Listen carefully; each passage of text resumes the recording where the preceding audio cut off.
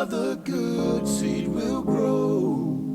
Where good seed is found, sister, keep on sowing the good seed. For some of the good seed will fall on good ground. The incorruptible seed is the infallible word. It bears fruit when it's planted in fertile earth. When you're sowing the seed, some will fall by the way. The birds from the sky will come and take it away. These people listen, but they're not receiving. They show up just to be seen, but don't be discouraged, brother. Keep on sowing the good seed. The fruit of the good seed will grow. Where good seed is found, sister, keep on sowing the good seed. For some of the good seed will fall on good ground. In a field full of stone, no fruit can be grown.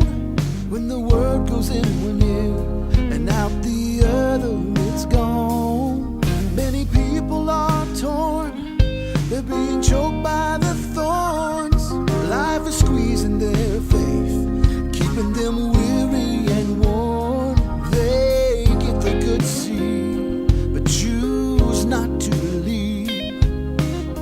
And you cannot make them change, but don't be discouraged, brother. Keep on sowing the good seed. The fruit of the good seed will grow. Where good seed is found, sister, keep on sowing the good seed. For some of the good seed will fall on good ground. Good ground is where the people are found, who will live by the word, who will lay their life down. But they're not left alone, because the thorns and the stones are still there, but they don't care. Brother, keep on sowing the good seed. The fruit of the good seed will grow. Where the good seed is found, sister, keep on sowing the good seed. For some of the good seed will fall on good ground. Brother, keep on sowing the good seed. The fruit of the good seed will grow. Where the good seed is found, sister, keep on sowing the good seed. For some of the good seed will fall on good ground. For some of the good seed will fall on good ground.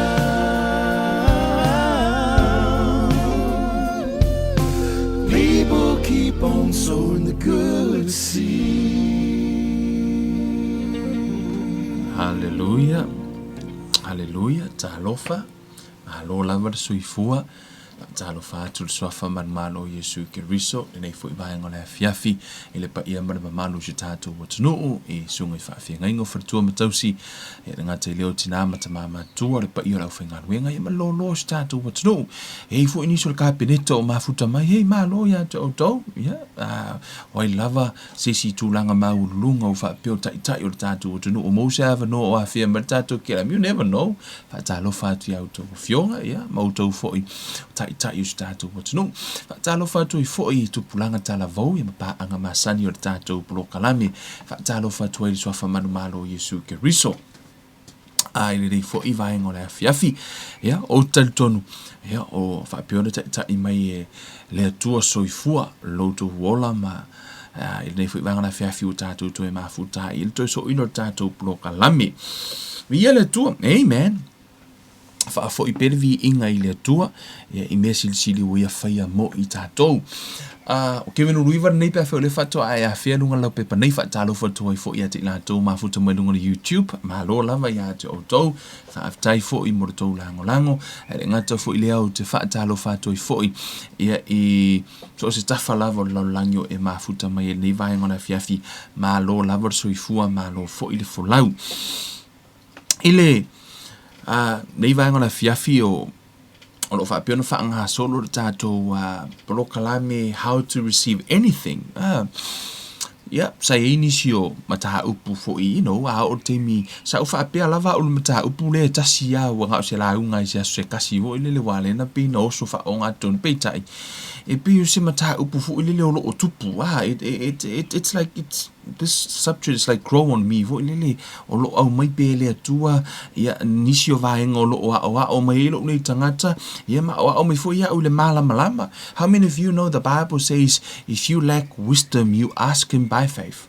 Ona ele malama se mata upu ma fai ona e ask ile atua e batu le poto ine ia malama amen ask by faith o se tasi fo o mata upu no ufia malama and I also ask God o le tele o me o le utala no toine o tele I lo mo le fatoa u lo amen yeah le fatoa u lo mai tono la fiungu pa ia le atua ma o se mea fo ina o mai ile atua de nei fo iaso tata no fo I so tai fo ia male se tasi o maso tai fu mo ta ma fa le nganga lo fa pione sa mo ini so fisili fo ie e se le ta we ona mala mai ta to e fo ona tali wa ale tali fisili nei e pe e fu no le mi e pe ke alo e lunga tele o mautonu e mi se lava pe o I mene o talo sanga e pe ke alu I lumo le atua e tele o mautonu I lau talo sanga po se needs po se wants ia pe tali fo ile atua se wants I se afo I me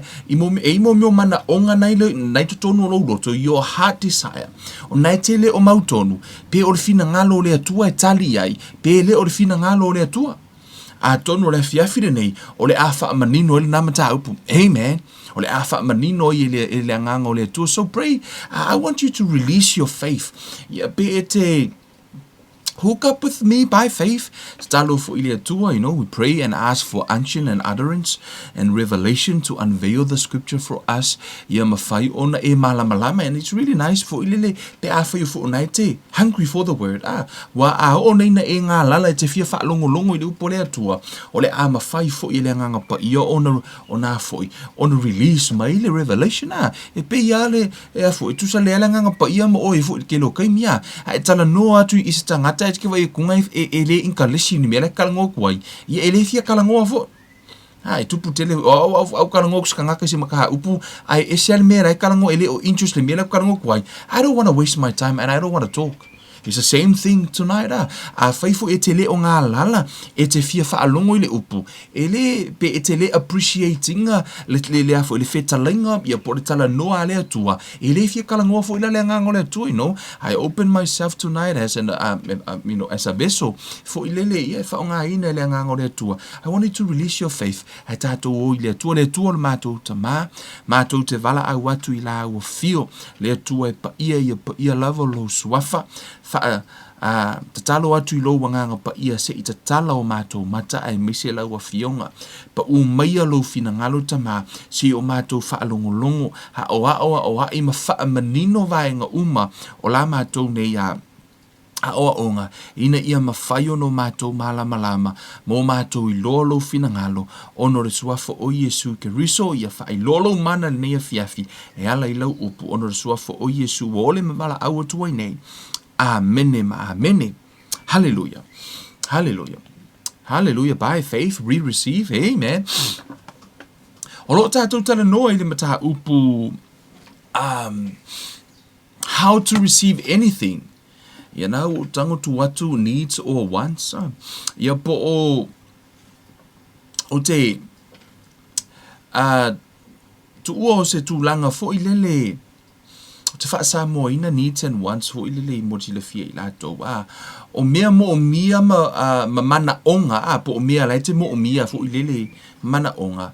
Ma meo o mana onga o lo loto. O le mea lai te mo o mia, ma le mana onga o lo loto. ia o mo mio niti o mia lete mo mia. Ia po mana onga fo ia lete mo mia ise o mo mio wants o mo mio o mana onga lo roto po your heart desire o le me mana o ye lo roto o le la tatou o le afia file nei tatou te vai po le ase fina ngalo le atua po o feo me ye tali le atua o feo fo o me nei fina ngalo ye le atua. Amen. That's why to release your faith. You know, you're faith for you tala no le nganga le tua. And I always know what te lo te mo te ngā lalai o le te mire nai ese le fai loa mai le tua. Pea o ngā lalai se mea o fie loa ni se upu se revelation. E tele no vai o ke mi ngā sole au mai le tua. Ai au le fie loa ni se mea. Pe o ke fa mo lunga fo le wo lo mea uma ke fio fa ka e pe le fie tala no fo le nganga le tua pe fai se mea. Amen. Hallelujah. Tatou woi I mau o lo fa peono o ave ia ile e fai ma taulo le tatou mata. Fa mai le fetala nga Yesu tono mariko iva. Ona fetala ia tu leo Yesu ia te ia. A fai ua e ma fai ona fa atuatua. E ma fai mea uma lava I le fa atuatua. O ai e ma fai mea uma o le tangata fa atuatua. Amen. O le tangata whaatuatua, na te mawhaia mea uma. I le mariko se fulu whai upe lua fitu whamaila ia. A ua sila atu Yesu ia te ilato. Ua whaape atu, e le mawhaia e tangata, na o le atua, a wae mawhaia mea uma I le atua. Amen. O ke le loa ia au ia. O tūlanga o lo mawhawhau, there's a lot of time wo whaalongo I le tala le whai mai le fo mai e le aise tonga fitinga. To o tele lau tangata, a whai mai lo le tala na wa whatangisi, and to be honest with you, o le tele o teimi o te whaalongo I le tala na, I am not surprised. O ke le ke I fo I le whakui, wo le aise, aise ono lau te iloa, e eile me ngata I tātou umalawa, e eile tātou, e eile me ngata I le ilo tangata. I le se mea la ka ko ke I pa o fai mai ore se tong fitinga. So i le o se mea la te ofo ai pe ke I fo le mo oi. O le ai ese ona so se tangata lava e ia le me ngata ai. E o fo ia te au o le ke le yo me ngata ai lo uia tau mafai. Ona ia ono tātou tangata e ia le me tātou te ngata ai. I le ila se mea la ka ko bo fo ai. E fa mele tala tus pa ia na o le atua a wae mawhaia mea o mai le atua. Do you know what the funny thing is? E le wha pe te wha I loa tu rose mana onga I le atua. O whako ave vesi rola I o le akua alo su ele kali. Yeah. E le wha pe ke I le atua ingo ua whai aku. Wa le eise konga whiki I le ale fo mai. E le ke I le atua. Wui, yeah. Okay le I loa. I didn't see that coming. Okay le I loa le. Okay se. E le o kau vesi le atua. Su ese kali o lau maka upu. Ai e tele I whai atu, fo I lele wale eise tonga whiki, wale lewa ngai loa ele atua, wale o ko eise konga whiki. He knows. O la wei loa ele atua, mi whamere tala tuspa ia, wei ei loa lei unga mai le amatanga. Lona winga, wei loa ele atua, wale lewa ngai loa ele atua le tali o lau te talo. Wei ei loa fo ile tali o lau mana onga. Wei loa uma ele atua, na te mawhaia mea uma. Amen. E uia na te mawhaia mea uma, ai se ala ele alai, una le tupu. Foi mai Yesu e mawhaia mea uma I le talitonu. Ai sea, o le tangata o oe le tangata talitonu. O oe o le talitonu, tangata talitonu. E te tau ona e whaatua tua I le e mawhaia mea uma. Amen. E te whaatua tua I le atua o ia na te mawhaia mea uma. Po le a lava re tūlanga ua iai, lau pisi nisi. Foi mai ua le koe mawhaia I se whainga. E mawhaia e le atua ona toi whaia I le whainga. Amen. Wai ei loa le tali. Amen. Ana po. E se alamata upu no whaapea no study ana po. Whaapea ora tata no ni peitai. E no ino ua fisiringia fo ia mamaini se o fesili e no e lo tamafa le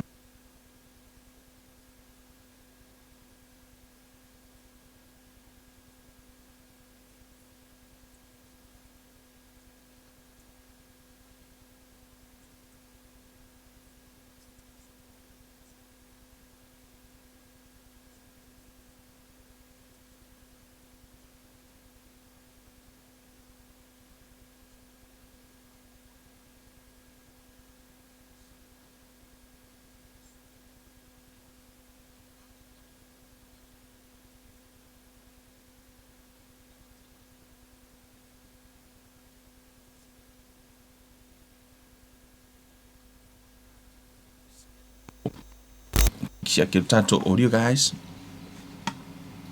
O le maanga ia o le testing 1 2. Yeah. O le maanga ia o le se e le pako i lungo le afoi. I lungo le o le vai. Ai te le o ilo aku le mea e kupu la lo vai o le pako. E o whapea, whapea ngā fo nei aso. O wheno lua e nei aso. Lai ka ke aka solo whaia ka ngaruenga. Hao ko kongo loka loko. O la lawa sa ili loka loko. Po le ale kali o ngai maka upu. O le needs and wants. Whamatala tu spa ia e ole atu. Ona maule. No o wha atua tua. O te maua. O te maua. So tonight, that's why a little wha atu ia te oi. You know, release your faith. So, na whailoa me le nganga o le atua le nei aso. Tatu oi tua le. Amen. Tu se te teo no me. Nana utoi pa ia o le itu lea. I le te teo no me luas fumal valu. Amen. O i le olo o ta ua ia manuia. Manuia o le atua fo mai.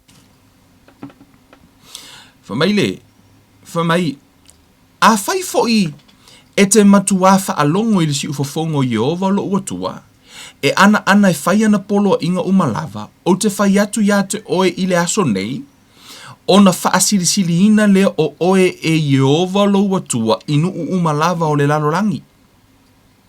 E maua foi e oe o nei mea e manui ai. E o lava ia ia te oe pe a fai e te whaalongo i le si ufofongo o Yehova lo watua. E manuia oe i le ai, e manuia oe i le whanua, e manuia oe i le lau whanua, ma le fua o lou lau ele, ma whanau o au manu vai wha, o tama a au povi ma au lafu ma moe. E manuia lau ato a toa malau mea e palu ai whalawa. E manuia oe pe a e sau, e manuia foi oe pe a e aluatu. E tuuina mai e Yehova o e ita i ate oe, o e langa mai i ate oe i a fasia i o luma, o le ala e tasi e o mai ai i latou i ate oe, a o ala e fitu e so la atu wai i latou i o luma. E pule Yehova ia manuia oe i o farisaito, ma mea umalava e tango i ai o lima. Na te wha manuia fo i a te oe i le nuu ua fo ina mai e Yehova lo watua i a te oe. E fai fo i oe e Yehova manu upa ia mo ia. E pei ona tau tō mai o ia i a te oe. Pe a fai e te tau sia i polo inga Yehova lo watua, ma e sa vali i ona ala. Ona i loa ai lea e nuu uma o le lalolangi, ua wha ingoa ina oe i le suafa o Yehova. Ona matatau ai lea, o i latou i ate oe, e whaatele ina i Yehova o mea le lei i ate oe, o lau whanau, ma whanau o au manu vai wha, ma le fua o lou lau ele i le lau ele na tautoa ai Yehova i outa mā, na te fua ina mai i ate oe. E tatala mai e Yehova lana tuu ngā o loa le lei mā oe, o le langi lea, e fua ina mai ai o le ua i lou nuu i ona pō e tatau ai. E whaamanui ai fo i mea uma e te whaia iolima, e te avatu mea i nuu e tele, a e te le no atu. E whai fo i oe e Yehova maulu, a e le whai maiu, e te au pito lunga lava, a e te le laulalo. Pe a whai e te whaalongo i polo i ngā Yehova lo watua, o te whai atu ai i ate oe i le aso nei, e tausi i ai, ma e whaia aua foi e te alu ese i upu uma o te whai atu ai i ate o tau i le aso nei, i le tū tau matau, po le tū tau anga vale, e muli atu ai i atua ese, ma au auna i ai. O vaenga uma i ana e whai tau mai ai, o blessings. O manuia o le atua. A e to e alu e whaitau, they are not needs. O mō meo wants. Amen. O mō meo manuia o le atua. O te iloa, anga yengi ka avale yaso la, e la vea mai maka avale kukongi. O manuia o le atua. Se ise teimi o no manuia lau le the willing and obedient eat the good of the land. Amen. O le lau tanga e vali atu se ata. ina ia mawhai ona o te talaina le needs and wants i le teimi o te otuai a laua e malama o manuia i o tangata na te tausia tu la fono o le atua le na ta ua whenga tuai i lalo ifo o nā lai ei i lea le malai o le tu la fono or the curse of the law na te a mata mar whai upasu mar fitu pe a whai te le tausia ma e sa vali polo inga le atua ngā lai ei malai ngai lalo mai o le ala tātou le whaitau ala mālaia, se iei se teimi a e tango e whaitau lau teimi, ai no mana o e whailoa tu ia te oe manuia. O mālaia la ia, o mālaia o le tū la fono, the curse of the law, le na whai mai le tala le tuspa ia, for may we are being redeemed from the curse of the law, wa umau na whaama māina i tātou, mai i mālaia nei, nai a mata mai lungo lea, foi upu sifurumare lima, e alu i lalo ono o le tātou taimi, one te lera tātou mata upu, ai kango e whai kau mālaia ngai ngei, wa koe reverse uma wha manuianga nei lunga. E o lava i mai o le tino, ke wha asolo e o mai lalo mai, e te aveina ni fua, wha mai le, e o le si mālai mai, e te aveina fua e te totoo, i le whanua, ai ti iti ni mea e te wha o popo mai ai. O lau kokor ko ngā la au po le whai o lau ko ngā kalo. Aea, ke le lau ko ngā kalo ai ke lako e lenga uma. That's a curse.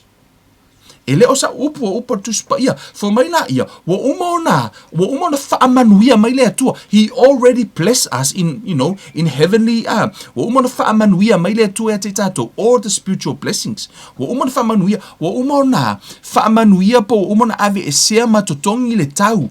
O le sala o le whaamasinonga, o ia la o tūna fono. The curse of the law.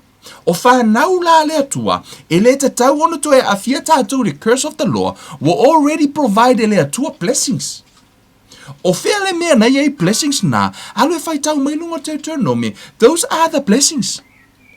E entitled ai, le tangata o le atua. Amen.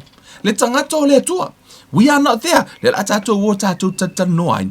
Ona iei te le se tasi o feside au na tali o needs and wants o na iai a context o tusi o lai tala noa ma fo ima wha manino mai ai o lai tala noa Yesu i mo meo needs tātou te mo i tutono o Filipi whameritala a Paulo a o loo atua e wha atoa e ia te outou mea umai mātisi vai outou e tusa ma le whaulai o lona vi inga ya ke riso whaperitania for my God will supply all of your needs. To tele la nisi foi, la to te fai mai, o lai fai mai o needs. Ele ungi wants, ele ungi mea foi lele, ele o fai mai o sau fale, po sau ka vale, alai kalango i lava ma mera ina. So o le la tatu e tali na fesili. Pe tali e le atua i mo meo wants, ma meo to le alifina ngalo le atua. Amen. Is that a good question to answer tonight? Amen. Tatu wo. Ona iei whetalai ngā Yesu, a tātou leo iei asi ai, e tātou te confuse a. E tu tonu ala tusia Ioane. Amen. Ioane o lona mataha upu es fulmar wha. Amen.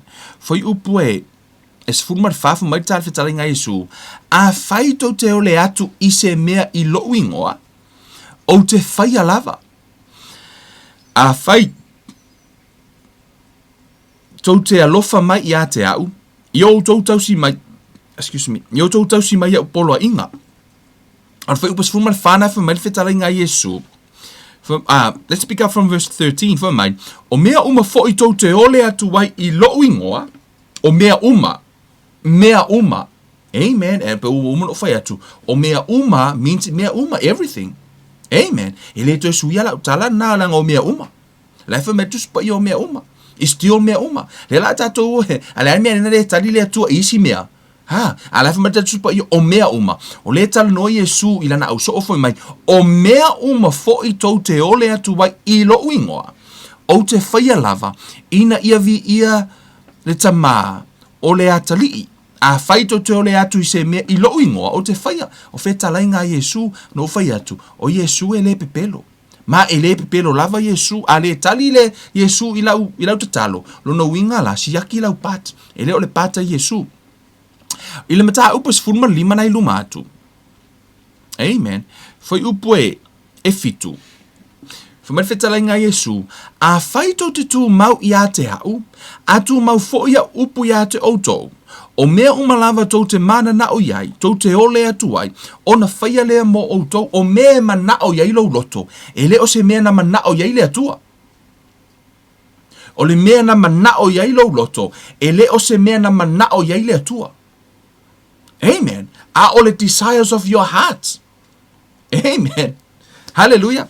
O iloa, lea la iai le fesili. Pe tali le atua yo tātou mana onga po me mana o tātou loto. Tātou woi tua ile. O le o manino mai ir fo mat fetala ngai Yesu. Fo mai a faito tu mau ya te au atu mau fo ya upu ya te uto. O mea umalava tau te mana na o yai. O Yesu na faia le fetala nga. O mea mana o yai Kevin. E le o se mea na mana o yai Yesu. O le mana onga o le loto o Kevin. Amen. Tātou woi le tusia. Ele tusia salamo. Amen. Salamo. O salamo fo le fehing kua ia. Salamo o lona mataha upu e tolu fitu. Fa upu e fa. Fa mele fetala inga. Fa meile. La fionga le atu. Fa mai. Ia e fia lava oe ia Yehova. Ona fo ina le e ia te oe o me manao ia ilo loto. And delight thyself on Jehovah, and he giveth to thee the petition of thy heart. La ma peva la nguku ngai tau and thee. For my, the New Living Translation for my, take delight in the Lord, and he will give you your heart's desires. O lai tala no ile me manao ye lo roto. Your heart's desire. O le mea na manao ye oe, manao ye Kevin, o le mea na lai tala no tu spaya. Amen. O se mea na manao ile atua. Is it the will of God? That's a good question. Amen. Because these are good questions. Now we know bring out my spiritual father.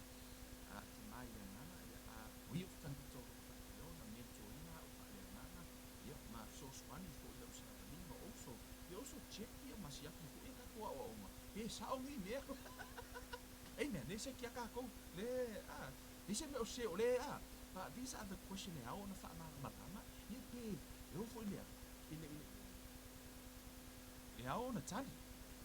What's wrong with the audio? Tassie? It should be alright. No one's. I can't hear anything. Hallelujah. Guys, according to my computer, the audio is still on. Tassie. It's like very. Very low? Oh, now it's better. Yeah. Help us, Lord. Amen. Okay. So sorry for that. Let me o tato I lo foi. E ele fina ngalo le tu. There is a will of God. E ele fina ngalo le tua. E ei foi le free will of man. O le mana onga o le atua, e ei foi le mana onga o le tangata. Nei loa e le atua, e ei le mana onga o le tangata, e ei le mea mana o ei le tangata. O le atua la, o ia la e tala no o le atua. Tō te loa ana nei ala te nofo, ai matua, ai tala noa mai le atua, foi le and then, the spirit was like, speak, foi le tala noa mai, foi mai. Ya au tau mawhai te fia malama foi upu. Ai toi avea o le anganga o le atua I tua. Mawhai loa mai. Na whai e le atua le tangata. Not because na mana o mia e le atua se tangata. No, not because of a need. Because o le wanta le atua. O le mea na mana o iai le atua. Na mana o le atua. Na te whai e le tangata. E mafuta iai. So right from the beginning. O le amatanga o le whausia ino le tangata. E le o se need. E le ufa ape ua boring le ua por le tua ua le inga me whaia ke ia ua kango whaia atamu eva no na mana o mia pe ole fina ngalo po ole mea na mana o ia ile atua o lona fina ngalo ole mea na mana o e whai na mana o e whai se tangata e le ona ua mana o mia e le atua se tangata e fsosoangi o kianga ia o ngā wakele ngalu e ngā le ingi se whaia no e le o se need na ala ina whai le tangata na whai e le atua le tangata. Ono le want o le mea na manao i le atua. Mea na ele ina whai mai le salamo. O ai e le tangata ua e manatu i ai. O ai e le tangata ua e manatu e. A tātou wa ailai i le whainga mal fofuanga. Na whai e le atua le tangata. Na whai mai lava o le mea na manao i le atua. o lona fina ngalo. Na fai fo ila ele atua le tangata, e ei fo ilona ina ua fai mai le atua ia atama eva, ia lua pule ai. Pito minien, ia lua, ina ua fai mai fo ile atua ia atamu e alue fai ngoa mo meo manu. Amen. Na fai le atua ia atamu, alue fai ngoa manu. Ole a lava le ingoa nga fai ngoa ai a kamu mangu, o ingoa nga. Amen. A olo ina a vatu se pule ia te oi, whaataita inga. Wailoa ele atua, na sa whera tangata ilo na whaatusa. E pule fo, e fo le mana ongo le tangata ia. O la fo ila na pule. La tu lola i o tangata fo mai. Fa ingoe a tamu manu. O le mea na mana o yei a kamu a konga vai ko a kamu lea. O la se umio le isu mai. Ele fangi era kama la. E vai konga la ai fo le a. O ka pe furfurua vo mai. O ya, fa ali yo ngala la. Ai o mai le kura mai. O ya, o le fa ingoe la mea la le mai le. You know, na fa ingoe a tamu. Te iloa a fa na usau pepe. Sei tu lo. A fa na ulau pepe. Ele ma fa inga laku Kevin fa yaku fa ingoe a simi. Ai sea, ele yeisa upule la ingo kango fa ingolo watali i a simi. Have no authority. Na o oe lava yei lau pule, e mawhaina e tango e wha ingoa ai, lau whanau. It's the same thing from the beginning. Ile amatanga, na o a tamu lava ile amatanga ino ua ave ele atua to be dominion over everything, tango lo le atua whai, tango lo oe wha ingoa wai, o na ua pule oe. Asia, ele o to yei la sea, sea ia le atua fu, ile o la ua ave ile tangata, o le mea langa loko yei kamu maeva. Amen. O le mea na fili la ue wha ingoa, na fili fo ila ue anga sala. Amen. O le la filifiling, o le filifiling o la loto. O e ala no ta ua mwaenga ia. O no le ta ua i o le loto. O le filifiling o le loto. Amen. The heart desires. O ila ile mta upu lea. Tato wole tu sia. A mata yo. Mata yo e ono. Tato tata noa ina. Tato. Amen. E taunu tato malama le context. Yeah, ma tato sosoani le. Tata no me la ngango le tu sosoani me tato. Tato. Famile. Le tato e ono. Yeah. O te whaiato ia te auto, awana i auto popole i o auto wola. Le no utala no i la silente nei le mata upu awale popole. You know, o nei lunga le tato Facebook, ai fiasi ai, it's free. You know, no charge. Amen. It's free. You know, no charge means no excuse. Ele is excuse or ele loai because it's right there. It's free. You know, you just go and watch. Amen. No winga ai so excuse long winga, it's up to you.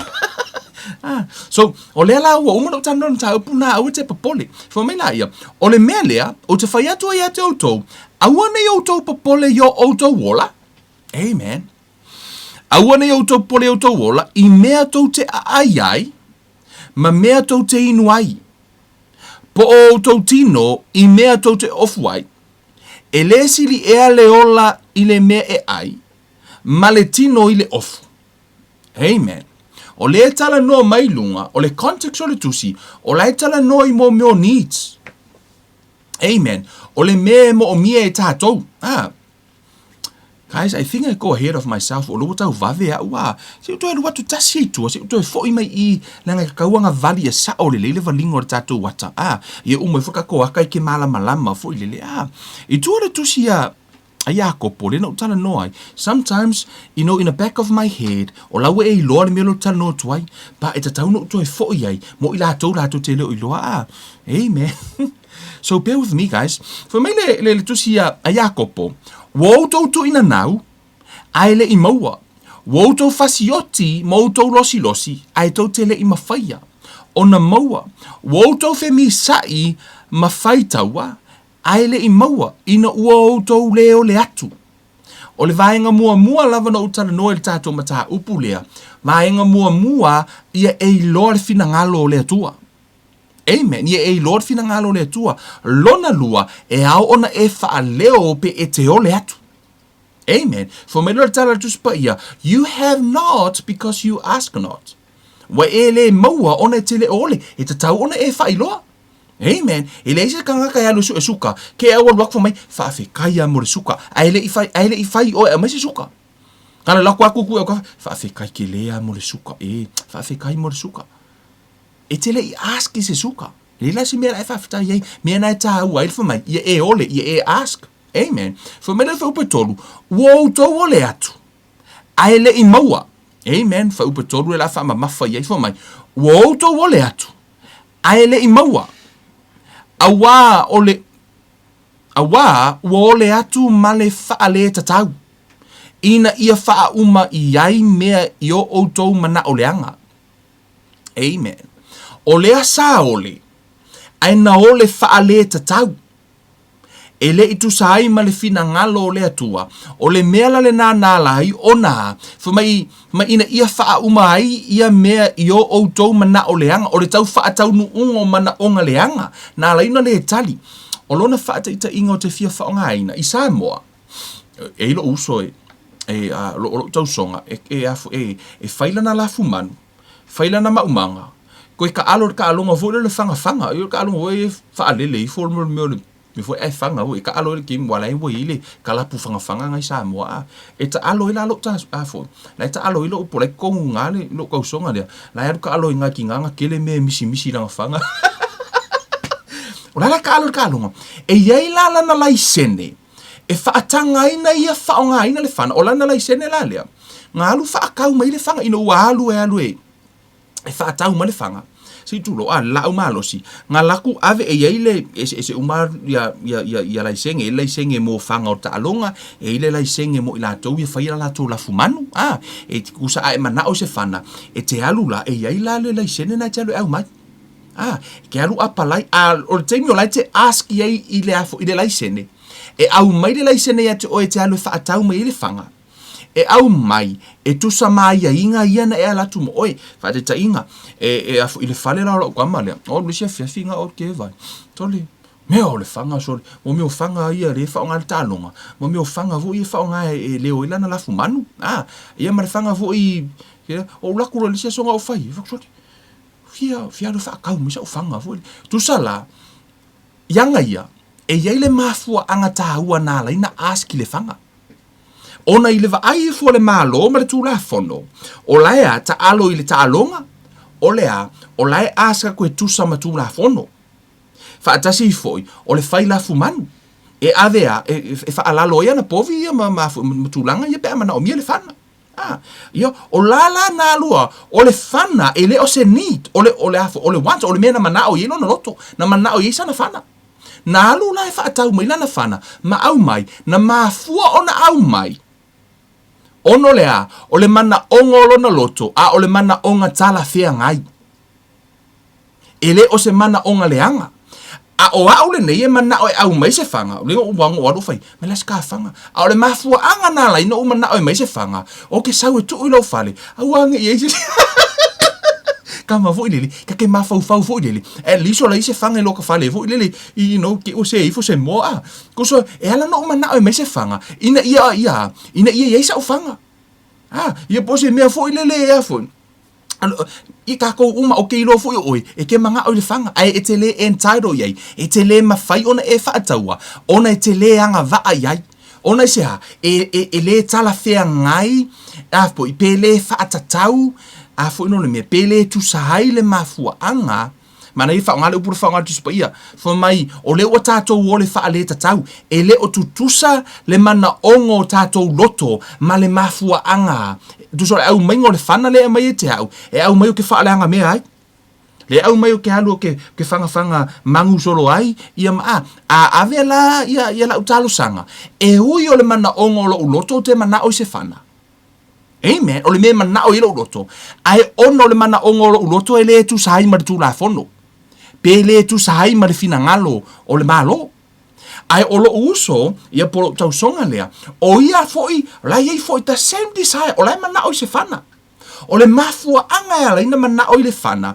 E alu e ta alo ai. Ia mawa ailana la fumanu. O le mafua anga foi le nana lai. Ona mawhai ona ave i ai le tali o lana talu sanga. O tau loa mai lale esenga o le ole whaale tatau ma le ole tusa ma lea.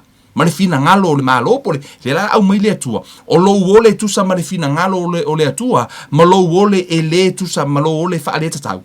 O le mafua anga e ala i ona e ole i se mea.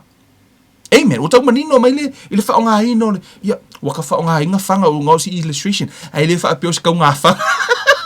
O le wha teita inga pa o le tau au mai e ima tau wali tui le ata lea. O le mana ongo o lou loto. Le a le motive o lou loto.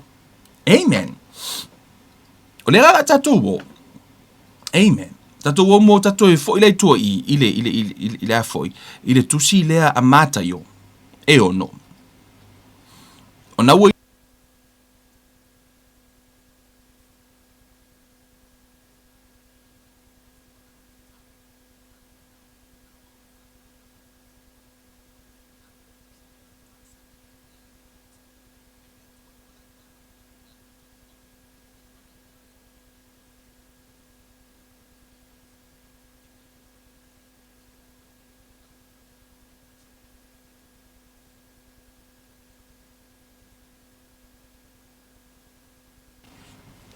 hallelujah. The sound is, guys, Lord help us. I think o lea lava e a foi. I don't know, but I mele tupu according to my o lea o la mele sound I le a. Amen. Is it all right? Check 1 2. Hallelujah. Just bear with me, guys. On the left, find my pale sound. I'll tell you, so ani mele ngang ole tu. Tonu tu se mata yo. For mele le fiong pa ele tu. Ole mele o te whai atua ia te autou, awane autou popole o autou wola, I mea tau te aia, I ma mea tau te inuai, po o autou tino, I mea tau te ofwai, e le sili ea le ola I le mea e ai, ma le tino I le ofu. Amen, for mai, I autou vaava ai I manu fele lei, la tau te le lulu saito pe sele sele, pe whaaputu I fale saito, ai whangaina I la tau I lo, e lo autou tama o le langi, e le sili ea outou le lei I lo latou. O vaenga uma ia nei lunga atu, o mo meo needs, nai lau me o mo meo mea ai o lava lava, o le mea te nofo ai, o lai tala noa mai mea te mo o mia e Kevin ne ofu, le pia no fetu e te oi, ta ilo ia te oi, au ilo uolanga atua, talu no uola mai le aso no o whanau I se ia o mai le afiafile nei, e le ia I se teimi no oa, no o le lava lava ai, po ua whaapea wale eiso ofu. Amen. O te iloa, e whaapea nā fo I oe. O tau wa ai le tele o isi atu nuu I whanau le whewhewa I le o ieni lava lava. Amen. A o oe, o te iloa, le te mai mua mai, e le I aise teimi o lo wola, na o ka ilo ya oe, but for me, a o lo ta no ia te hau, ta lua no wola mai le aso no whanau, o te tonu aso no whanau mai ai, e ka e sa iaia ofu.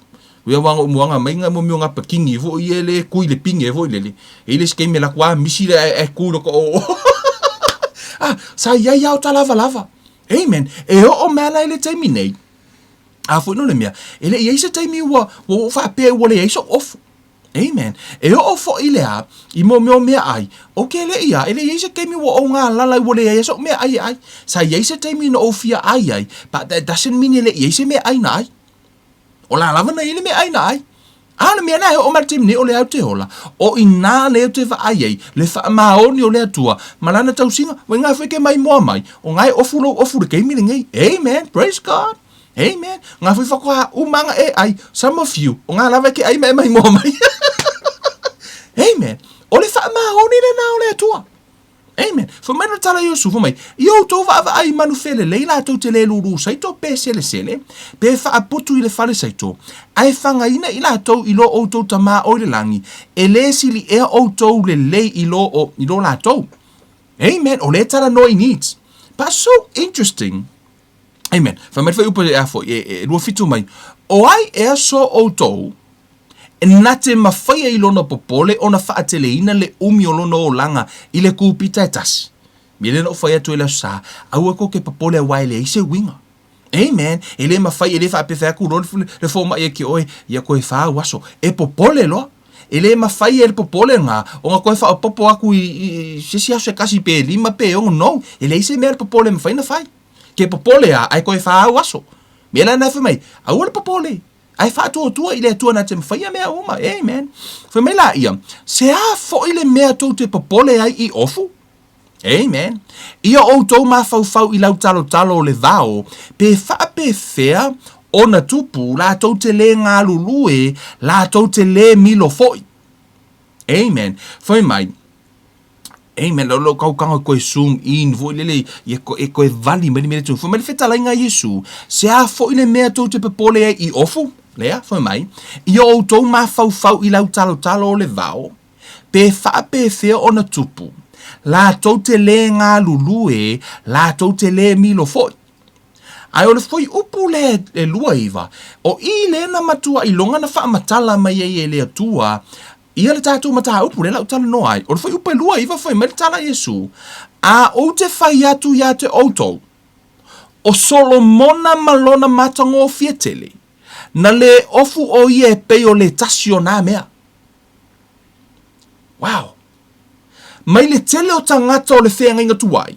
Sau mai lava I tua mai a atamu, se I ho o mai lava tupu tā vita tamara o whatutu Abrahamo, matangata o matangata maumea. E le I whatu sa Yesu le lau talo. Foi mai Yesu, o le lau talo, foi mai, I auto mawhau lau kalo voi lele. Foi mai ke vai e kunga, se le au le lei o le lau talo. Foi mai la il tala Yesu, foi mai, a o te whai atu ia te auto le, foi mai a tātou.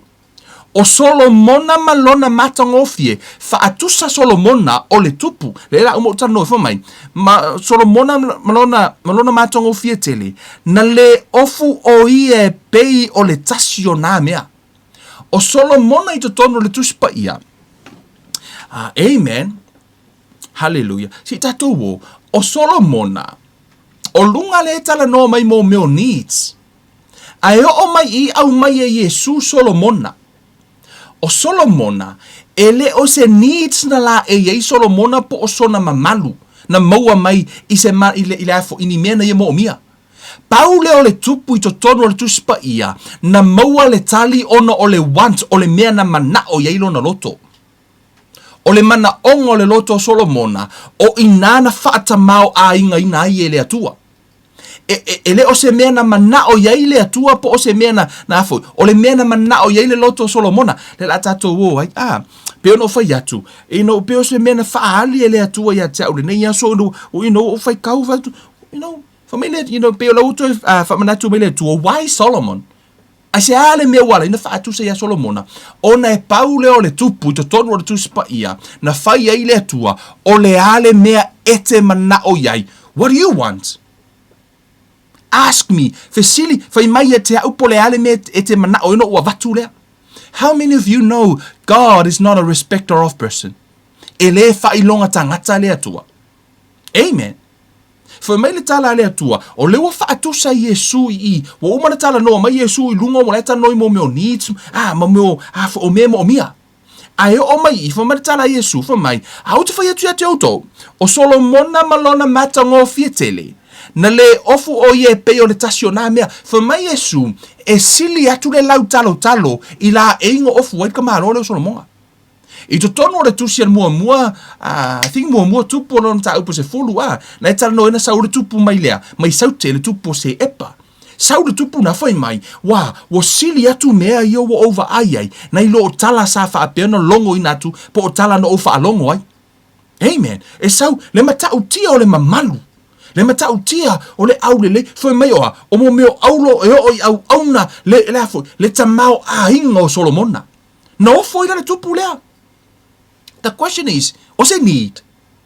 No. Amen. Ai onoa, ma tua foi blessings ino tala noi le amatanga, the blessings o le atua I o whaamanuyanga le atua. They are blessings. Pa asi tato waiva ai, ono len foi mertal tuspa ia, fia oi le atua. Delight yourself in the Lord, and He will give you that desires of your heart. For mani te tala inga Yesu, if you ask the Father in my name, anything, so se mea tu te ole tua I lo tama I lo ingoa. Amen. So se mea lava. Le no whai atu. Check your motive. Ma ai lo loto pēa ona e ole se mea. O lewa au mai Yesu tonu I Solomona e whai ma whaataita inga. Foi mai. O Solomona malona mamalu. Mane mata utia o Solomona. Le na o whaere tupo se epa. Foi mai. Ele I ofu o ie peo lau karukalo. Amen. ai whai mai whai upuna I lalo I whamai, a whai e whaapea ona whaofuina e le atua le vao o le whanua, o ola mai I le aso, ai la fua ina tae au I le o ngā umu. E le sili e ona whaofuina o tau e whaatua tua I titi. Amen.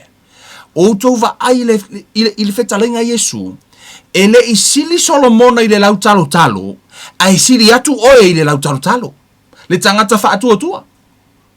You are more blessed than Solomon. Yes. That's what he actually... o le mea na rei tau whamatala mai Yesu. Whamere te whetalainga Yesu. E le eise sina whanau mai a Ioane le papatiso. E sili a Ioane.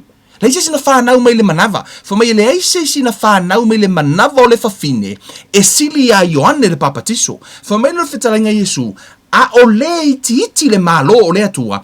E sili a Ioane le papatiso. E sili Ioane le papatiso ia Solomona. Whetalainga na Yesu pe atu ule le afoi. Ia la foi. Le whetalainga Yesu le mea lai. Fo mai. Rei masasinga whangau mai le mga warwhingi. E sili a Ioangi. Ai sili le tangata iti le malo o le atua. Amen. Ai o mai ifa mertala Yesu. O lau kalo kalonga. E o lava ke whai ake ke o kou. E o lava le mamalu o Solomonga mana makangofinga ei. E le I ofu ea pe o lau kalo kalo. Ai wha mele te whetalenga Yesu, a whai e wha apeo na wha ofuina e le atua le vao le whanua, o ola mai le so, ai la fo ina atai au le o ngā umu, e le sili e ona wha ofuina o tou, e wha au tua tua I titi. E ma whai ona e ofu, it's a need. Ai ma whai ona e ofu I le best, I le ofu e sili atu. Yeah, it's a blessing. Amen. E ma whai ona e wherua I le taavale. Thank God for the car. Amen. E ma whai ona e whelua ka avale sili atu. Why? It's a blessing. It's better. O le mea, a whaike mga au se mea sili atu. Le mea mana o ilo loto. Amen. Le ratatou wo iai. E iai le motive. Pe ona whamatala tu spa ia. Ua le tali le atua. Ono le a. Wo le atu wha le tatau. Pe le no whaonga ina le wha te ta ingo. Umolo u a. Malo uso. Ino o ie ta alo. O e iai le mafua anga tala fia ngai na lai. Ona whaatau na whana. Whaatau mena na whanga, ia matalia le malo, ia malaisia ne whaatanga na ia ono ure whanga. Asklanga ia le whanga, e mawhai. Ai le mawhai e au ona ea, e ese le mafua anga ea inga mga o Kevin ne whanga. E mga o e alu ka alo ai, e le o se mea ka alo. Right? E le talia ina la. Pele au mai ese a, e ese le a, le mea lai tau mawhai e whaatau nu wai. Right? O lea lau tato o tua le tala lea. Amen. E peo I le ua, e no whai atu wai, wa tatai e ia, e le anganga o le atua ia. Ha ule nei aso ina ia whai loa mai mo tato. I tua le tusia le mua mua. Hallelujah. Lua no wha inga tupu. Hallelujah. Lua no wha inga tupu, no ta upu mua mua. Whai maile. Let's pick up from verse 7. Wa whaali mai le atua I lea lava po ia Solomona, ma whaapea mai ia te ia. Ia e whai mai se mea o te avatu wai ia te oe. Ia e whai mai se mea o te avatu wai ia te oe. That night, God appeared to Solomon and said, "What do you want? Ask, and I will give it to you." O le mea na manao iai Solomon, o le ale mea na te manao iai Solomona. Foi mai le tala whainga, ma whaapea mai ia te ia e whai mai se mea o te avatu wai ia te oe. E le o se mea na manao i le atua, o le mea na manao iai Solomona. Amen. O te mana o te foro, le mana ia i o le afo, pe whai tau te malama lama afo mai. O na whaapea atu ai le o Solomona i le atua. Na e alofa tele I lo uta mao ta vita, ma ua e wha solo wa I ana ane o au e whai matupu. Ma ua e wha solo ai ane o au e whai matupu. Ole nei, yo vai, le atua, ia wha maonia lau a fionga ia ta vita lo uta ma. A wā ua e to fia au e whai matupu o le nuu e to atele e pei o le efu o le lau ele. Fa mai le fai upa se furu. O le nei, whaalongo, ia e foa I mai ia te au le poto ma le ata mai. Ina ia o fealu wai I luma o le nuu nei, a wā o ai e se na te mawhaia o na whaamasino ina lo nuu nei ua tele. Wautou wa ai le mana ongo le loto o le tama leo Solomona. Na whai le atua e foa I mai le poto, ma le ata mai, ina ia o wā, ma whai o na whelua I le nuu, e whaamasino le nuu, e tusa marifina ngalo o le atua. Whai le ami o tonu. Le mea lana sailono loto. O le mana ongo le loto ai. O Solomona. Foi mai la I o le whetalai ngā le atua, vai le whetalai ngā le atua, foi mai. Ona whaapea mai ai lea o le atua I a Solomona, ua iai I lou loto le nei mea, o le mea na mana o I Solomona, foi mai, ua iai I lou loto le nei mea, ua ele o le mai I o loa po o le tamao a inga, po o le mamalu, pe ia oti e ua ita mai I a te oe, ua ele o le mai foi I le ola tului, a ua e o le mai I le poto ma le ata mai mo oe, ina ia e mawhai o na whaamasino ina lo nuu, ua outo fia ai oe matupu. Ina ua ole Solomona I le poto, e iai le mafua anga tāua na ole I Solomona. Ina ia mawhai, o le mea na I le loto Solomona, o te manao ia au mai le poto mai le atua, ina ia mawhai ono o whaamasino mawa aita ngata ia natu o ele atua I lalo ia te au. Ele I manao tā vita I se oloa, ele I selfish le mena mana o ile tama le o le mana ongo lona loto e mana o au na ile atua e ala ile poto. Amen. Ona la o lona mana onga le lona fai mai ile atua le na famele tu ona wa ele ole mai mea nei awa e ole mai le poto ole ta u le vaenga ta u le pito le fai mai ina ia e mafai ona fa masino ina lo unu ua auto fiai o e matupu.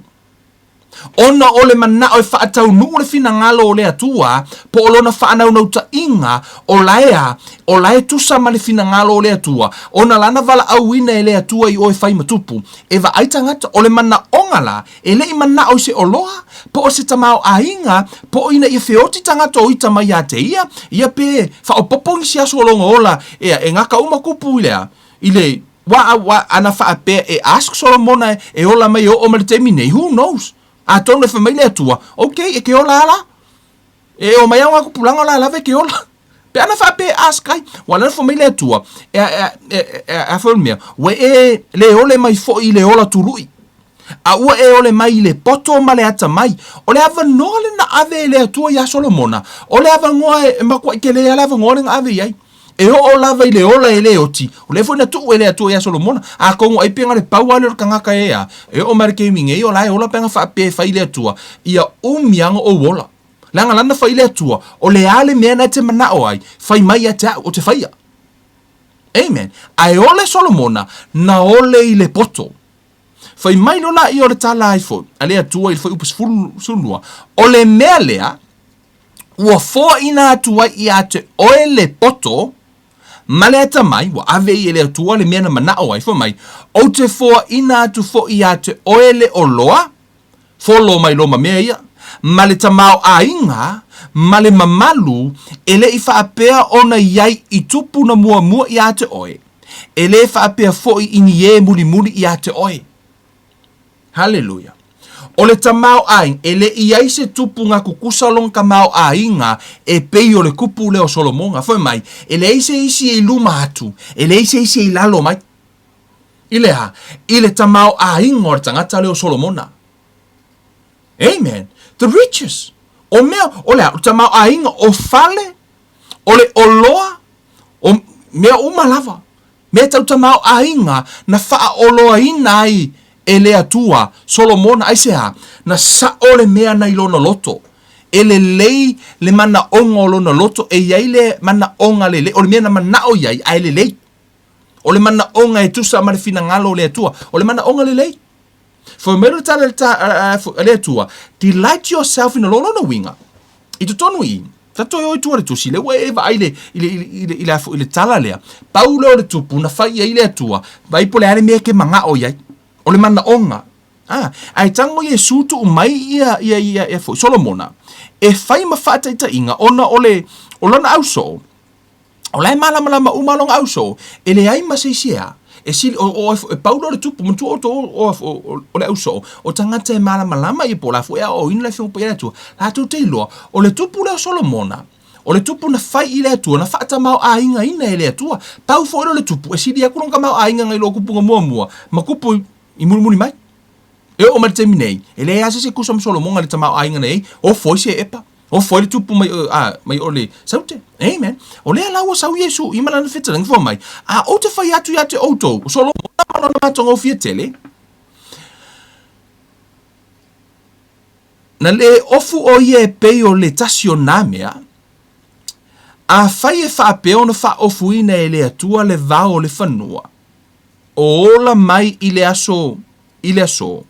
Ai la fua ina atai au i le o ngā umu. E sili e o na wha ofuina o outou.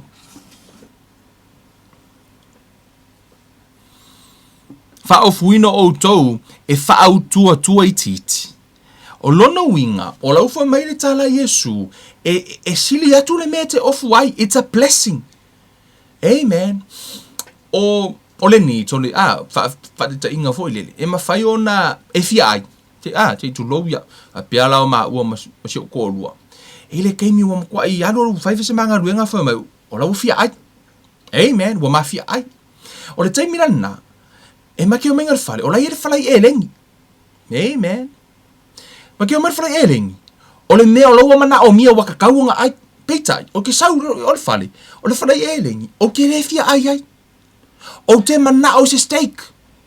Right? O te mana o se mea sili aku ka fia ai se steak. Ma se mea ai manga ia vo i lele a. Po se mea ai sili atu lona mana ia. O le mea la lai mana o i lauloto. O lai mana o lauloto i le steak. O laua e le mea tali ele need. O mea la e lua, o le afoi, o le whateta inga. O le mea o le need e mawhai ana, ai ara whare e le ngiri kei mingi, peitai, o kere fia ai, o le o whakolo kolo, kero. Le ai, ka o ki fia ai se steak. I o maa, lo le whakau sau steak. Amen. Pe awhai o lau o affording ara steak. A whai e tele o affording ara steak. Amen. Ka o mawhai e affording ara steak. Ai sea, o whamanu ianga le atua, lo kau mawha se steak. Se mea sili atu. A whai o ngai ke ofu fo i se lava i ke le ofi a fia. We ele lava ofu masai. Kau mawhai e ofu se ofu lelei. Se mea sili atu. Leanga o le atua o manuia. O laua whai mai le atua e sili atu. E sili atu le mea. O le manuia o le atua. Mea nai whamatara Yesu. O iloa. O le uf so o ta iei vaenga. Nufo mai Yesu. So o se mea e tau te ole atuai. Ilona ingoa. O lala e tala noa Yesu i a tātou nei, a tātou ole i le atua. E mawhaiona e ole i le mana ongo louloto, ai sa ole mafua anga e ala iuna e ole. E inisi ola e mana o e afoi, o afoi, ino ua whaile ma, i le amatanga, I think, 6 years ago or 7 years ago. Ono tau sanga taluain, what fitu foi. Na maha o isa o whainga ruenga na whaila o kuria, sa o whainga ruenga lai le kuria. E peo o leo tutoi tanga wha matala atu o mea ia na whesoasoani mai lo mawhau o lai tau mwhaile anganga e wha mahamalama mai tau. E peo leo tutoi tanga o lea tua au mai flashback o mea nei. E wha mahamalama mai tau ina i o mahamalama le mata upu. Amen. O tu asola. Na maola mara utuko sa kusa o whainga ruenga la kampangi. Ma ko le sia songa, you know, we believe the Bible. That John left young pa ia le atua. I believe in the prayer of agreement. You know, me umana. Ma tu ko. Ai ki ufa mer kampangi o ke la ko fa onga le loli al kampangi, ai le loli ma ngai o loli al kampangi. O la ku lo ma uala o ma ku ya sa lo to lo so mai le si pito o so ko ko le taimi la ma fio so ke mua ko ma fio so ko o loli. Ma ngai o le loli so. Ma i so le fungale. I lo to ke minga, man, I want this truck. O ke manga oi. Whea kuro no kōrua, ke ro kakalo. Kakalo i atua, you know, e whawai me le truck le makaua. So we prayed the prayer of agreement. A month later, na wha maa vai e tangata sa ona konkalaki. Ai whai mai lo kampangi e te au. O te latu e afo, e take over le run. Ia ma wha o ngā le truck and rents to buy. You know, we end up on the truck in 1 year no whaingaruenga ngai. Wa ma mo the truck a. O le winga o lau tala. Na nan to faali me le tua le nei aso. E pe o lau kingo fongo e pe se kifanga. Ala o mai mafesili. O se mena mana o ilo loto. Po le mena and I la la vono ulo. O le mana o ngoro loto. Mo manga o fa le truck. Amen. E o foi la o au sa o ya sola la te whaingaruenga. Ino o lolo le te mina o lai whaile kuria. Wa aluanu. Sifuru luai kula o whaingaruenga. Amen. O ka se kaimi alu. Ai slai kiki ala kaimi e whai kauela kuspa ia. O lo umana onga la ya sola. Le whaafofonga le anganga o le atua. No whai le atua. Ke manga o ke ngofo ke whaingaruenga mai le whale. Ke manga o ke whaingaruenga se asu e kasi. Wai lo manga onga. Ke manga o e kasi se asu ke whaingaruenga ai. Ai kawa umai au pili. Kawa umai me o ke so no mana o le atua. E ke le se kaimi o ke ngofo le whale ma whaila o. Au te mana o to work from home. O mea umalawa na o manao ai. I le taimire na. No o tu i le tu. We pray the prayer of agreement. E no te le o whai atu. I'm not bragging, but I give a testimony. Le whaafonga le ngango le tu. O ma taimine. You know, o le wo self-employed, you know. O le tele o taimi o lo kaimi a koa lau furi e whai kaukus pa ia mo study. O le tele o taimi whai au ngā ruenga. Vo ie. Hau ia ngā ruenga. O lo wha amanuia mai le atu. O le ke le la lo kaimi. You know, last year, manei foi tausanga, amatanga mai. Nga ole aso whaleile e whai au ngā ruenga ia pe ngā ole. Duai kulau ki whai ngā ruenga ai. O no au e whaile, awa te lelo taimina. Na haru au te whai tau e le whiongo pa ia le atua. O le mena onga o lo uloto. A tonu, ia, i lo tatonunga. O la sila fia le atua. O le motive o lo uloto. No mana o e maua se taimi te leo te mafuta ia te ia. Amen. O te leo whaamatala inga kunga la si i whaofo o kou lo whakua. No, pa o lo te mana o e avatu le mataha upu lea. O no le foi whato a over ai le tāua o le mea i lo loto. Foi mai le tāla solo tā vita. Ai le mea o te mana o ai, i o nofo i le whale o Iova. Ia tasi, o le mea mana o i tā vita. O se mea na mana o i le atua. No, o le mana onga o tā vita. Ia nofo i le whale o ai, o le atua. O le tāua i o le mea mana o i o tātou loto. Yes, e tā ua i le atua, pe a sao, e mawhai ona e o le atu i le atua, ai se i o le me ke o le i le atua. Ai a o ina sa o lolo, tu me naifu matatu spa ia, delight yourself in the Lord, and He will give you that desires of your heart. Amen. Hallelujah. Hello, is the audio right? Audio? Amen. Tu anga el waku rako audio Amen. So o loke kan fai siaki o kako audio langa to tere nisi Ele o maua ia wana i ne ia whaina lo o lewa ewa ai mai i le mata upu lewa o toi tango to ewa tui. Wa tali e loa. A e fisili mai a te au. E tali e le atua ni mana ongo lo loto your heart desires.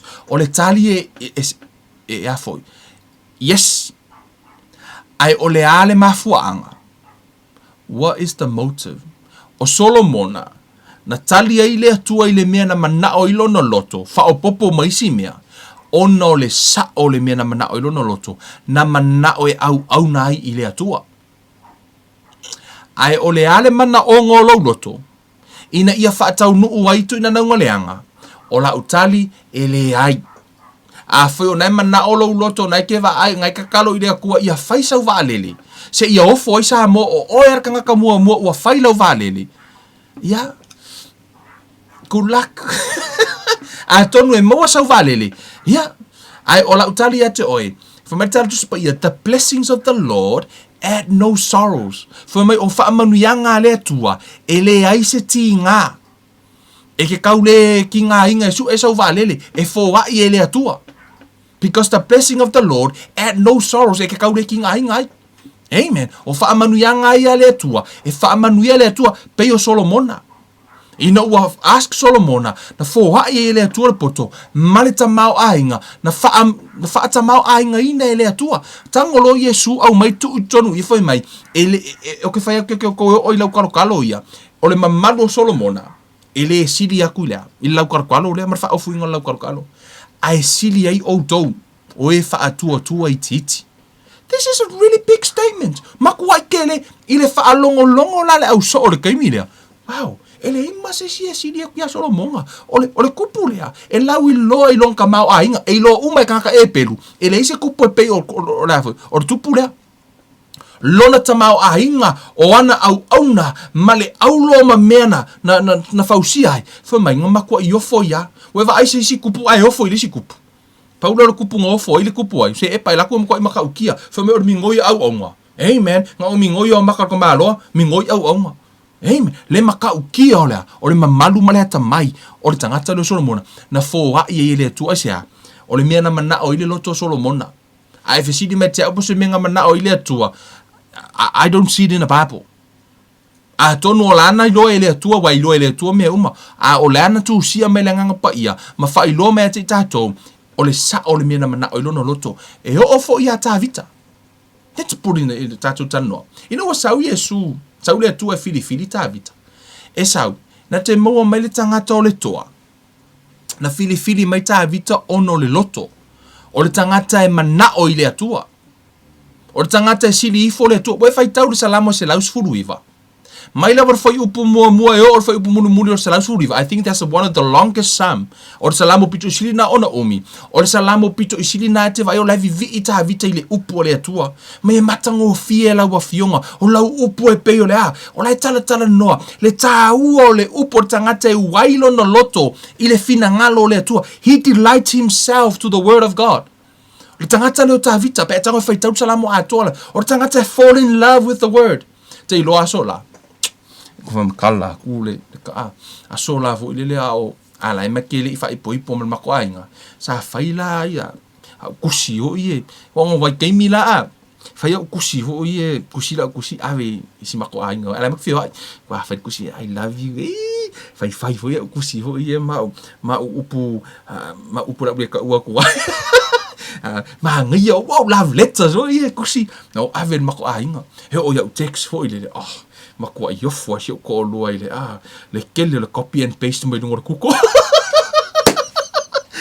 le maka ukia o text fo ia o love letter fo ile kei lore me mali e o mai lava terminate o ko kongo ma pusa ile o la e kongo kusi o tu si no asa o la matua e pele si o ko lu a fai kau si o ko lu ka le love letter ka malo e tawe e fia fai kaua e o ia text e kango kasefe o text ya sora ke text I love you baby you know you are more than o kango fu ke fu kasefe uma e fia no fai kaua e o fu text so ko lo fu ke minga ile so ko lo lai o la ka king ya text e ka ua vo de ka because I fall in love with her that's why I save all her texts he o fo le nga kusi vo e kusi mai ai because it means something to me ona ta ua vo de o me ka ngo vo ke ro po ke nga o kusi ora la vai e pe o se souvenir vo de e ta ua ya te ia fa pe na vo ila o pe na ile to ke lo o nga you know fall in love with God o lana upu se e pe ke fia fai kau pio ke mi uma fu lele e ke kau o grafiko pa ia ku ala pio la e pio se tusi mai se te lo fai ai la ke fall in love e fu lele o ke mi uma man e si le ku ya ke o le ta o la fo upu le tua ngai lo news ma na Facebook ma me uma e si le te o le fai kau o ku pa ia o le kusi mai I lau mana mea o le kalesia o Yesu o ia fato a fai ava pe la e fai kau o grupo le tua man o lo loto la e drawing to him e pe o la wa I lo loto o la mana me o lo wa lofo ma eve ke fia fai taro na upu a ho fo lana e mana o se mea e te mana o le mana o ngo lo loto e te fai se me fa amalie ai le te lofa ai amen e te mana o le alava e pio ka ika vo ile a o na fai ta filinga ona la o lo wa lofa I lo to lua male ma ua maftanga o le ase me ka kango fai se me ma se fai unga o te loea o le me mana o lo to o te loea te tauna fia ai o ia se me fa fia ina I lo to lua asea o te le mana o fai se me e sa me o ke manga oi e se le me la I lo to lua e pe o se me vo ile le you know what I mean e pe fa pena e alana e o le fai unga lo loto o le tahua ia tahua ia le fai unga lo loto o le me fili I lo loto ono le me na mana o ile tua. That's why e ala ina matu ele tua ia te o le me ta o le free will E pule a oe peke fili. Fai mere tala tu spa ia. Na tu ina mai ele atua le ola ma le oti fili. O ai e fai ele filifilinga. Fai mere le tala le atua fili le ola. Afe maafe o tangato le lalolangi. Na lato filifilia le oti. The question is that God's will? No. O le will le atua. Fili le ola. A le ale mena lato filifilia. O le oti. So that doesn't mean that's God's will. He knows. O lana I loa ele atua. Ai o le filifilinga ia. O lato loto. Ina ua etalia fo Yesu. Amen. O le mea na fili e alo loto. E le kango mai le akua mi milo lo lima. Ma sui mai oi. Maka koso mai. No. O le mea na e loto malia ia. O le atua. E le fosia ana mea. Amen. O le mea na fai mai e le atua. When they talk about ile tusi le ina ua fai loa mai fo i. Le ngango le atua ma. Fa mata tala fai loa mai ia vaenga nei.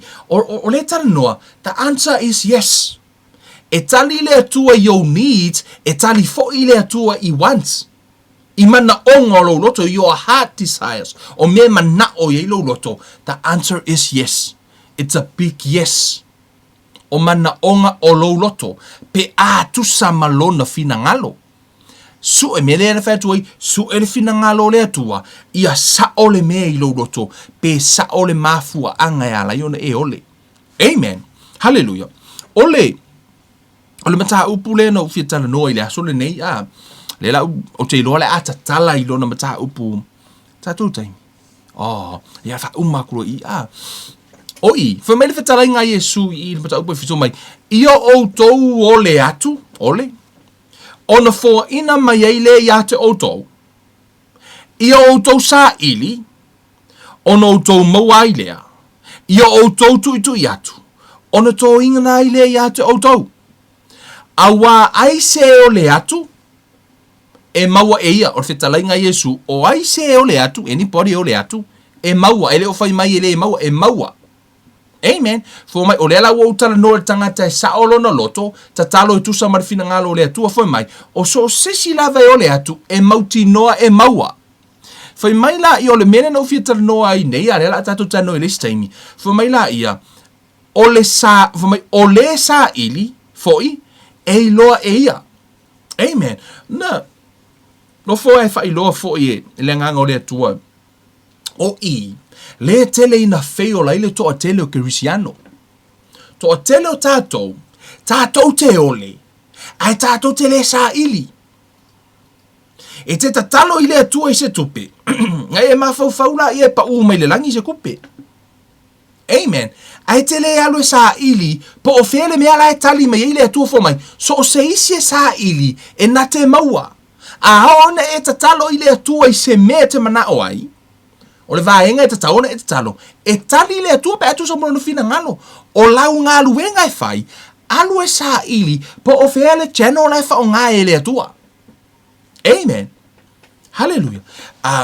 E no fa o ngā ina le afoi. Le fata ta inga ya so la lau te a onga le ango tu spa ia sa ye se tasi na ye sponsor ina la wa onga matutongi lo pili peitai ele te mina vala au tu ai wa le mafai onga ile na masina wa le na fatia o le tu sai ma fa soa fa na vala au tu fa ilo tu e tau o sa lo fa tu le tu na e au mai ile a onga so o foi let to providing you are my provision you are my provider so Ole I tell you what no sa fam tai vala au mai la wo vili mai la wo te for my given ale matala o fa ku la me nga makala a fa kwa umanga la o sa vale me fa mai keito la o ai vili mai la wo nga mai ole makala o fa ku la no kala nga makala me ole makala le fa le fangu ki sa au mai o fang fa kwa kau ro mo ma fo ole kele yo fangu la ku ro fa le le mo fangu hu I fangu pia le kiri le jo ma kwa inga ingu mo fangu hu ia sa ka fangu la so le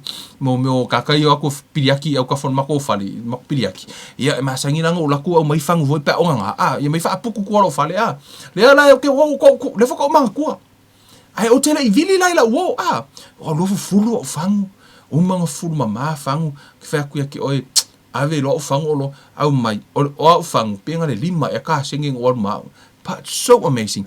O te o mai ko sa wala o makalkala ngoi luma la walu ya le si ka sengi nga wa maki aku fu ke ma fu le ave fang ko o no ave le si ka manga ile ma fa ko lu ave ka fang. Fa ko lu ave ka fang le o se fa ka fang. Halo la ka manga kong. Halo la ka manga sa la ka manga markupi. O la ngi. O ke le lo fu le ku so le nga sa wala ka manga fa ko so ka fa ni. Maki o ma le fali. Soli.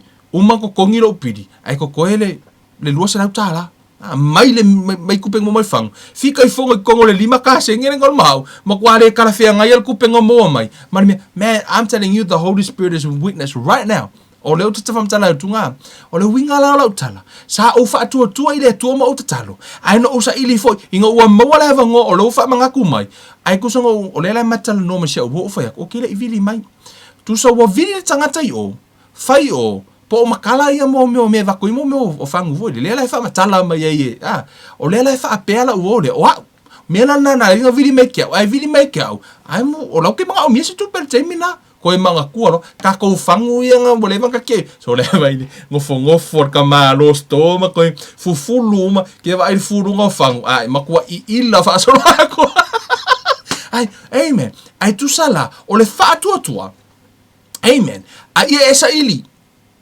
sa ili le la tatu tano ai le tatu mta upo no umar tatu taimi ole sa ili ia esa ili po ofea le mea la ui me ile fina ngalo le atua ona femele tatu spa ia so o sisia ole ole e tali le atua pe atu sa mono fina ngalo alu la sa ili le mea la sa wele tali fea la tali me ile atua fa me le tala tu spa ia e te maua e mautino e te maua right pe o nei na faile tatu mata upu o te fai ile atua po le ale mata upu tal no ai ono o ia le fai aonga ona maila I ole mata upu la wa tali mai le atua talk about prayer talk about faith po le ala mata upu mai fe mai talk about prayer ono o sau lo la ia faile meta ora sa ili su uma foi upor kuspa ia e vai ku ka se lau mo kupu mo foi upa fa kauli prayer and then from there ia mo fongo la ia mo usa ili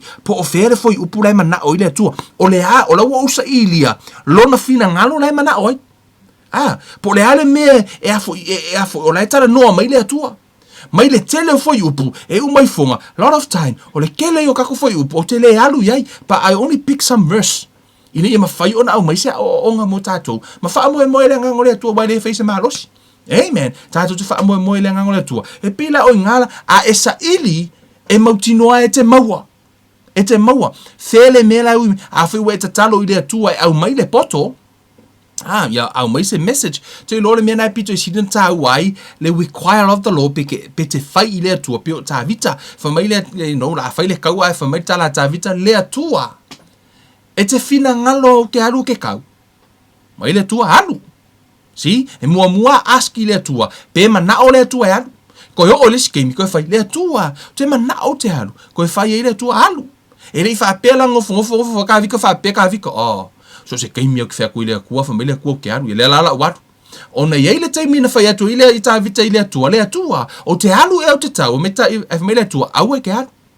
Si, o le mele na, a ona e ole, e te maua pe ai tu sa marfina ngalo le tu e mutino e te maua o lala o sau fo melo tali tu spa ia esa ili e te maua amen esa ili e te maua o le so se mea lava e te alu sa ili right e mafu ona e alu sa ili se mea because e te tali tonu o la e yai you believe is right there ala te alu su e po fiel mea la yai Mia na ele foi mai sa ili ona e maua lea tatu atu I tua le tusi lea Hebrews come to mind now hallelujah I tua le tusi e peru o lona mta upos fuma tasi the book of faith verse 6 one of familiar verse foi mai o lea foi se faatua tua e le mafai mai ale ai foi se faatua tua e le mafai ona fia mai o ia awa e le tatau I le aluatu I le atua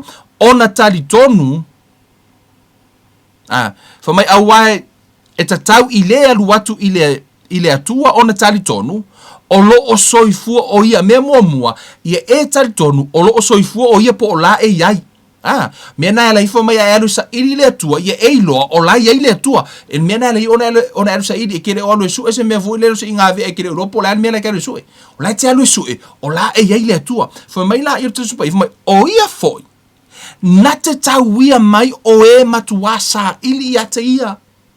So o seisi lava e umana ta talo i le atua e ta talo i le atua i le mana ongolona loto.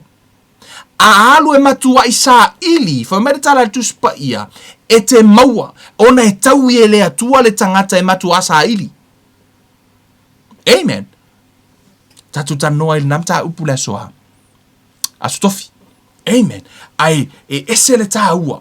Ono i, le la amata lona langa mai, matatu va ai, Pulehani mea ina le tali le atua e tatu tau sanga, but tonight, lewa eiloa, e tali le atua i o mana onga, e tali fo i le atua ia, filifilinga mana onga o loto, pe a sa ole, pe a e ole fa ale tatau. A e ole fa ale tatau, i le tali le atua, a e ole tu sa molona fina ngalo. Amen. Ona tali leo le atua. Amen. Le tua mātou ta mawha afta i lau upu e whai loa, wha malama lama, wha manuia i lau whanau wha awhetai, le ngalua lo wanganga, le upu sa mawhai ona, tau mawhai e wha matala ina, ia wha matala loto ina ia i loa e lau whanau mo lātou i loa lo fina ngalo. Tama, o lo fina ngalo i o mātou manuia, ua uma ona e whaia maua e wha sa o loto mai mātou, mai i mai uma ma, from the curse of the Lord. Wa umona e whaasa o loto mātou mai le whaasa langa o le tūlafono, o manuia uma foi, wa umona e au mai mo i mātou, ai ao no mātou ngalue ina, ia sao foi whitwhiringa o mātou loto, mo mātou au nātou ai i la ua fio, wha manuia la ua fio ta mai i lau whanau, wha manuia nei a fiafi, wha manuia i lau upu ta maa ua tutoi o lātou loto, ia wha peo na fua mai, ta maa, ia whapeona vi i ai la ua fio, a vea lātou talo sanga, o ni talo sanga ta mai o lātou loa, whapeona whaatonu tonu, ma va aifo o lātou loto, ia sa ole mafua anga e ole ma vala aua tua i la ua fio, ia tusa malou fina. Ngalo wha ia o e tamari nei a fiafi, o na rasuafo o Yesu wa ole ma vala aua tua i nei. Amene ma amene. Hallelujah. Guys, vi le tua, some of this verse o tato mata upu, it makes sense o umare tele o mata upu, pe a whaiti toi fo i te mata i a fo i mata upu ina mua ona, o leo osot ka ko maka upu le wha o ngā tutonu. Ia a whaila o ele whakwa e mai mua mai nei, ai te leo maua i a isi vahenga mua o le mata upu le sa, le sa e tanoa ai, o le mea pito i siri le ona tahua. Ina ia mawhai ona tātou i loa ia poleale la fwere vahenga. So, o te i loa e au whaanga solo, you know, guys, pray for me, te talo mai fo ia mawhai ona whai loa e lea tua ia nisio vahenga, you know, I believe beno whai atu. First time o vai i fo i se malama fo, you know, i le tele o teimi o loo whai loa mai e lea tua. And it's something fo i lele ia tupu le malama, ia ma answer some of our questions vi ia lea tua, praise God, te whawhetai i lea tua o na fasa o loto i fo ita ia mai le telo teimi no e tau tai fo inisio mea because we don't know everything. Amen. Pa o le anganga pa ia o le whaia o ngasili. Amen. Fa manuia le tua ia te o tau tātou toi whailo hai i le aso tofi ia o te tonu le ho o toi fo ia le taita inga le anganga o le tua o i o le whaia onga po le a fo ia se isi la sanga pio o whaia tu o le mta upu lea na tu na o le tasia le mta upu na tu e tanoa ai pa it's like a revelation o la lave tupu pe o la lave e tanoa. So I don't want to cut the flow o te leo mana o ta o file me o la mana o le tu e ngalue mai ai ma ua fa tupu i fo ia manatu ia vi ia le tua fa manuia le tua ia te o tau fa tai mo le mafuta mai fa tai fo mo le sheino tatou prokalame i lungo lau timeline e avea leo se wha manuianga i se isi o lau shea fo ile na ua wha avea i fo oe mapa anga o le tātou pulokalame nei wha manuia le tua ia te o tau manuia malo longo nei a fiafi tātou toi whailo ai mo te minei Kevin Ruival nei a lofa tele mo oe wha soifua ia.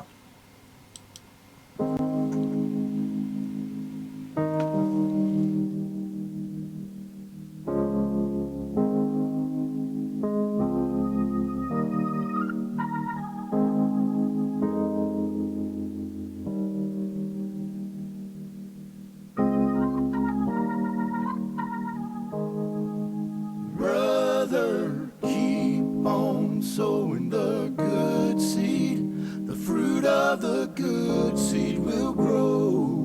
Where good seed is found, sister, keep on sowing the good seed. For some of the good seed will fall on good ground.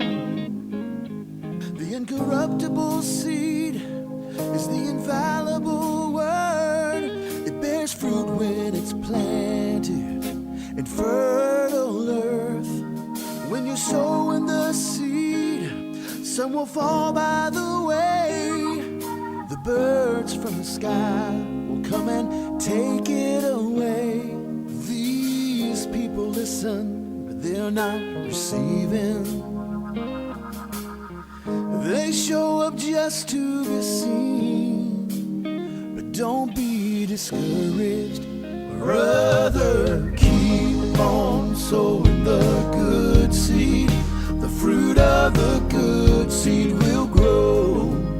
Where good seed is found, sister, keep on sowing the good seed. For some of the good seed will fall on good ground. In a field full of stone, no fruit can be grown. When the word goes in one ear and out the other, it's gone. Many people are torn, they're being choked by the thorns. Life is squeezing their faith, keeping them weary and worn. They get the good seed, but choose not to believe. And you cannot make them change, but don't be discouraged, brother. Keep on sowing the good seed. The fruit of the good seed will grow. Where good seed is found, sister, keep on sowing the good seed. For some of the good seed will fall on good ground. Good ground is where the people are found, who will live by the word, who will lay their life down. But they're not left alone, because the thorns and the stones are still there, but they don't care. Brother, keep on sowing the good seed. The fruit of the good seed will grow. Where the good seed is found, sister, keep on sowing the good seed. For some of the good